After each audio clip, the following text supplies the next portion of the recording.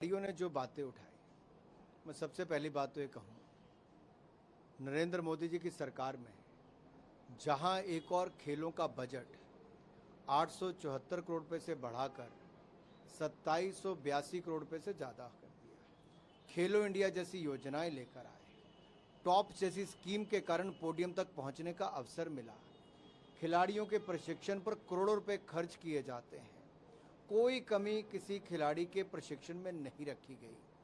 300 बड़े खेल इंफ्रास्ट्रक्चर पूरे देश भर में बनाए जा रहे हैं जो लगभग 2700 करोड़ रुपए की लागत से बन रहे हैं। ये सब खिलाड़ियों की जो उम्मीदें हैं उनसे ज़्यादा करने का हमने काम, एक प्रयास था हमारा। अभी हम और करना चाहते हैं, भारत को खेलों के क्षेत्र में और मजबूत बनाना चाहते हैं। लेकिन जहाँ तक खिलाड़ियों की मांग, कुछ खिलाड़ियों की मांग जो रेसलिंग के क्षेत्र में है, उन्होंने जब कहा कि उनके साथ गलत व्यवहार हुआ तो कमेटी का गठन किया गया, उनसे चर्चा करके किया गया। रात के 2 बजे इसकी घोषणा हुई, कमेटी के मेंबर्स बनाए गए, उन्होंने एडिशन करने के वो भी किया गया। कमेटी ने अपनी रिपोर्ट दी, निष्पक्ष जांच की।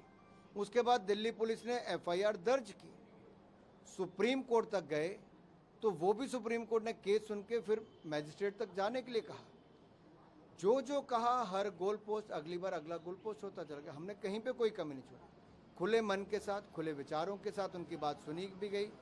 जांच भी पुलिस कर रही है और देश भर में आप 75 साल का इतिहास उठाकर देखिए, कभी भी कोई ऐसी रिपोर्ट, कोई भी ऐसी आरोप लगते हैं तो जांच होती है, जांच होने के बाद उचित कार्रवाई होती है। तो जांच पूरी होने दीजिए। आप प्रदर्शन अगर आपको नहीं लगता आप उसके बाद भी कर सकते हैं, लेकिन आपको सुप्रीम कोर्ट पे, पुलिस पे, खेल विभाग पे, किसी पे विश्वास तो करना पड़ेगा। हम भी चाहते हैं खिलाड़ियों ने जो बात उठाई है उसकी निष्पक्ष जांच हो और जांच के बाद उचित कार्रवाई हो। पुलिस जांच कर रही है, जांच पूरी होने का इंतजार करना चाहिए। कोई कदम ऐसा नहीं उठाना चाहिए जिससे किसी और खिलाड़ी को और खेलों को और इस पूरे उसमें कोई किसी को नुकसान हो। बहुत सारे उभरते हुए खिलाड़ी अपना तैयारी भी कर रहे हैं, एशियन गेम्स आ रही हैं, बहुत सारे अभी जो ट्रायल्स लिए गए, हजारों खिलाड़ियों ने भाग लिया, हर राज्य के खिलाड़ियों ने उसमें भाग लिया और उनको चयन करके अब उनके कैंप्स भी चल रहे हैं। हम जल्द ही एशियन गेम्स में जो खिलाड़ी भाग लेना चाहते हैं उनके लिए ट्रायल्स भी करने वाले हैं और जो WFI है निकट भविष्य में उसके चुनाव भी होंगे, एक नई बॉडी भी चुनकर आएगी। तो मुझे सिर्फ इतना कहना है कि जो कहा, WFI के प्रेसिडेंट ने अपना स्टेप असाइड भी किया। अब WFI कोई निर्णय नहीं लेता है, जो इंडियन ओलंपिक एसोसिएशन ने कमेटी ऑफ एडमिनिस्ट्रेटर बनाया वो दिन प्रतिदिन रोज के निर्णय वो करती है। तो सब कुछ तो वैसे ही चल रहा है।